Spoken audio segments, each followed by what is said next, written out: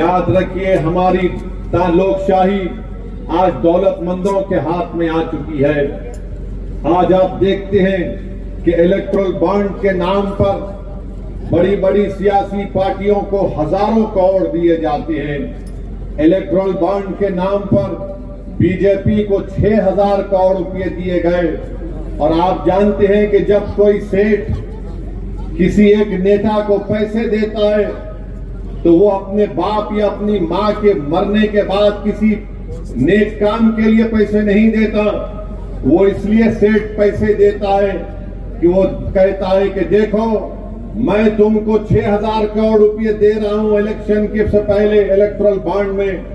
तुम जब सत्ता में आओगे तो तुम 6,000 के बदले मुझे 50,000 करोड़ का कॉन्ट्रैक्ट दिलाना।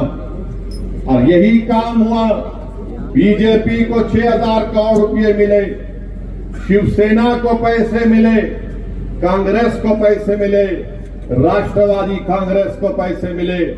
ये सब बिकने के लिए तैयार थे तो खरीदने वाले ने इनको खरीद लिया। अगर किसी सेठ ने या किसी कंपनी में इतनी ताकत नहीं थी कि वो एक पार्टी को या उसके एमपी को खरीद सके तो उसका नाम इम्तियाज जलील और एमआईएम पार्टी था। हमको एक इलेक्टोरल बॉन्ड की जरूरत नहीं पड़ी। मीडिया के लोग आकर मुझसे तंजिया तौर पर पूछे कि सदुद्दीन ओवैसी, आपको इलेक्टोरल बॉन्ड नहीं मिला। मैंने कहा कि हम खुद जेम्स बॉन्ड हैं, हमको बॉन्ड की जरूरत नहीं है। मीडिया के लोगों ने पूछा इलेक्टोरल बॉन्ड तुमको नहीं मिला, तो मैंने उनसे पूछा, भाई साहब, बॉन्ड का मतलब आपको मालूम? तो अंग्रेजी में बॉन्ड का मतलब यह है कि मिलना, मिलाना। मिला हमारा जो औरंगाबाद की गरीब जनता से बॉन्ड है वो पैसे की ताकत उसको तोड़ नहीं सकेगी। जो 2019 में इम्तियाज जलील को आपने कामयाब करके जो बॉन्ड आपको और इम्तियाज जलील का आपने मजबूत किया, मुझे यकीन है कि इंशाअल्लाह ताला 13 मई को वही बॉन्ड कामयाब होगा। मुझे यकीन है कि जिन लोगों ने, जिन पार्टीज को इलेक्टोरल बॉन्ड में करोड़ रुपए मिले, गरीब कभी उनको माफ करने वाला नहीं है।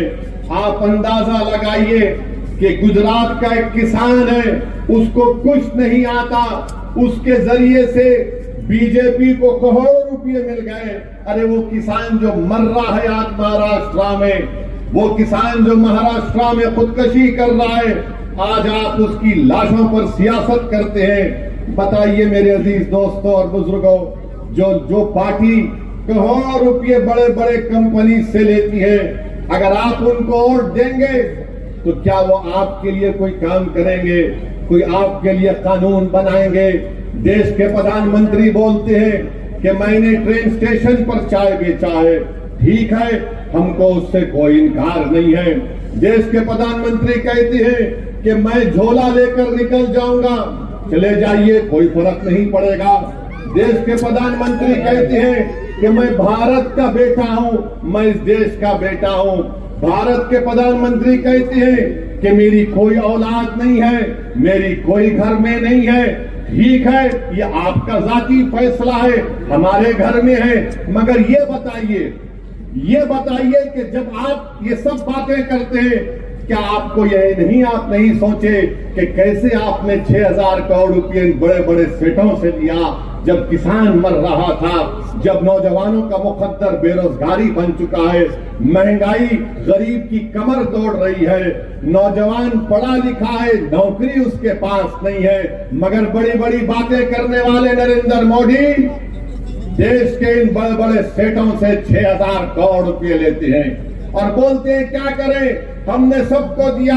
तो मैं कहने पर मजबूर हूं देश के प्रधानमंत्री कि इस हम्माम में सब नंगे हैं, सब नंगे हम्माम में। 6,000 करोड़ बीजेपी को, कोई 1300-1400 करोड़ कांग्रेस को, राष्ट्रवादी कांग्रेस को पीछे नहीं। ये दूसरी शिवसेना वो भी पीछे नहीं है। सब बोल रहे, जैसा हम दक्षिणी जबान में बोलते कि चोरा चोरा मिलके गांवा बांटिए।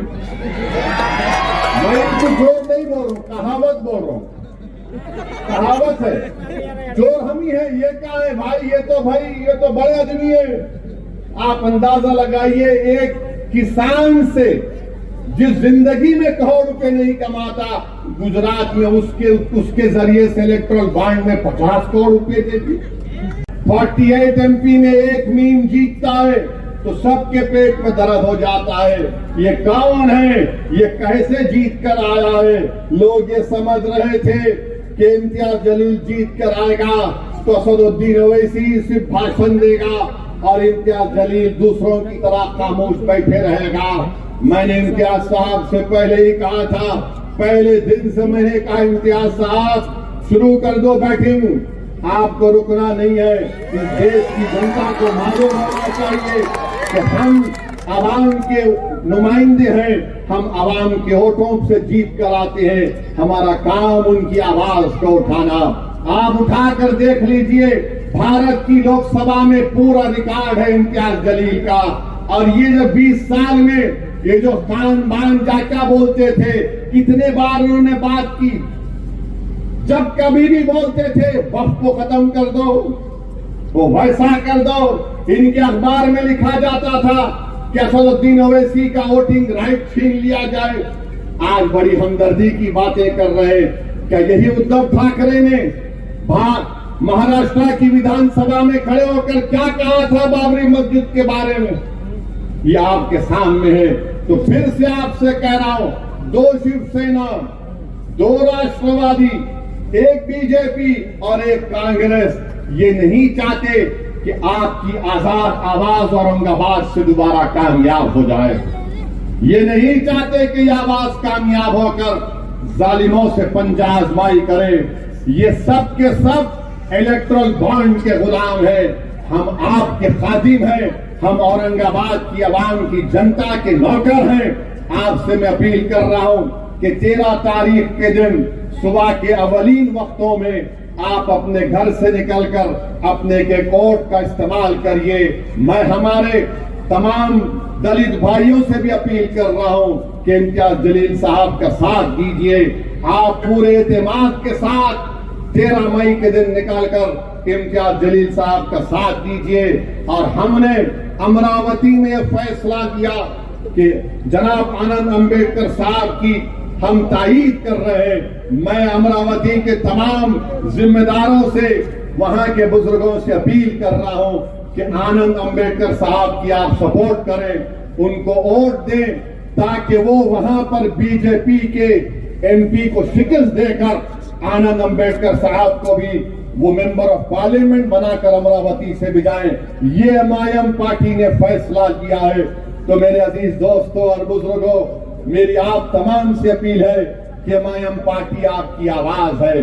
आज आप देख रहे हैं कि कोई आइडियोलॉजी नहीं, सब कभी इधर थे तो कभी उधर जा रहे, कभी इधर जा रहे तो इधर जा रहे।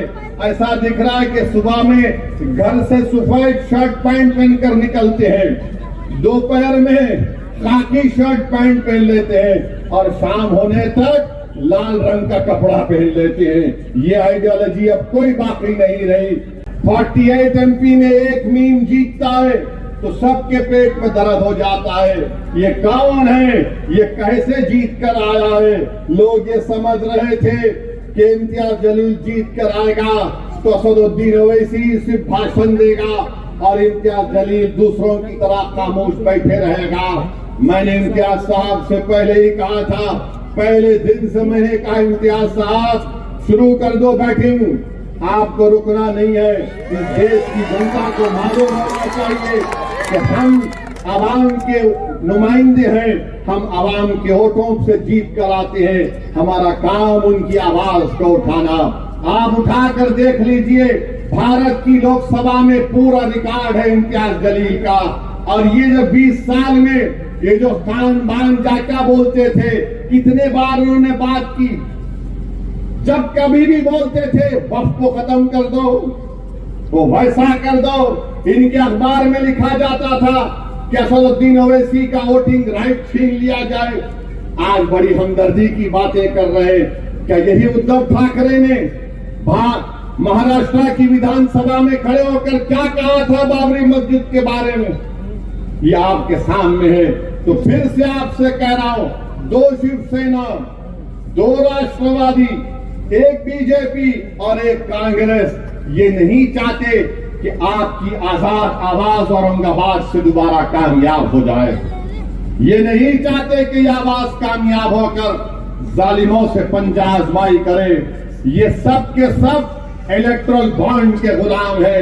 हम आपके खादिम हैं, हम औरंगाबाद की आवाम की जनता के नौकर हैं। आपसे मैं अपील कर रहा हूं कि 13 तारीख के दिन सुबह के अवलीन वक्तों में आप अपने घर से निकलकर अपने के कोर्ट का इस्तेमाल करिए।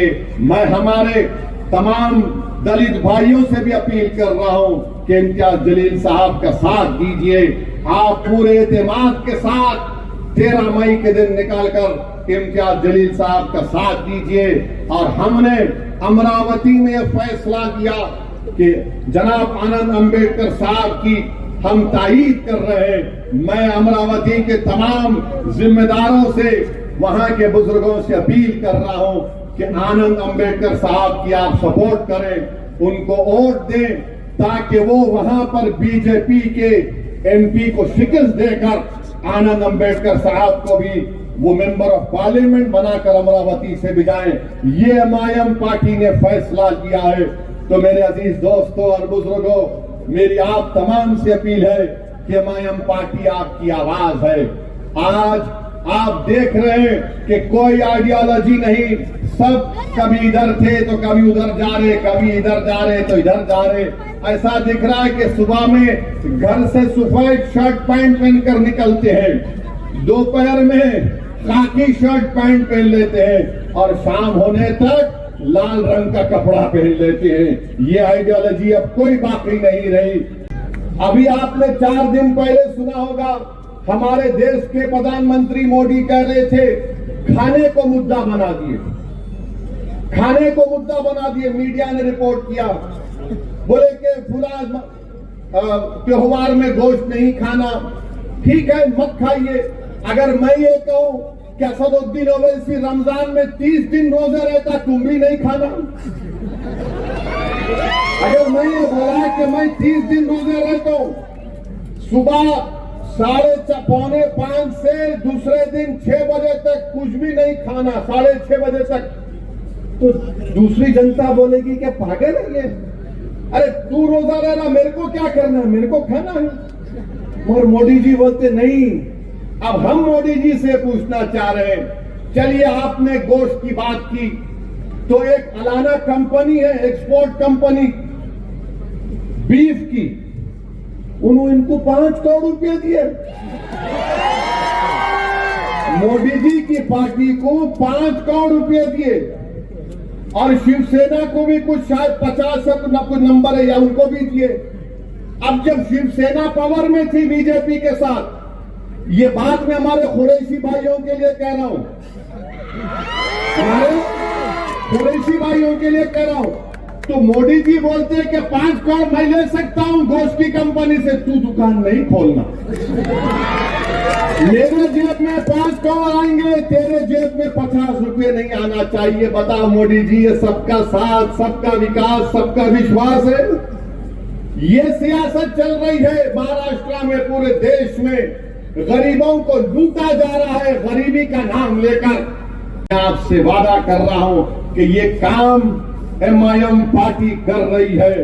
आपसे अपील करने आया हूं कि मुत्तहदा तौर पर अपने वोट का इस्तेमाल करिए और याद रखिए मेरी इस बात को कि यूएपीए का कानून आया तो यही शिवसेना ने मोदी का साथ दिया था।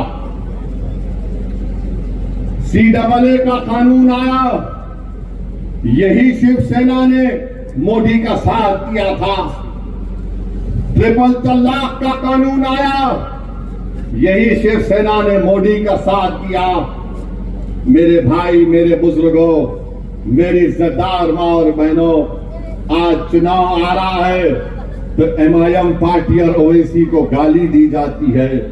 जब सीएए का कानून बन रहा था पार्लियामेंट में, यही शिवसेना के लोग नरेंद्र मोदी का साथ दे रहे थे।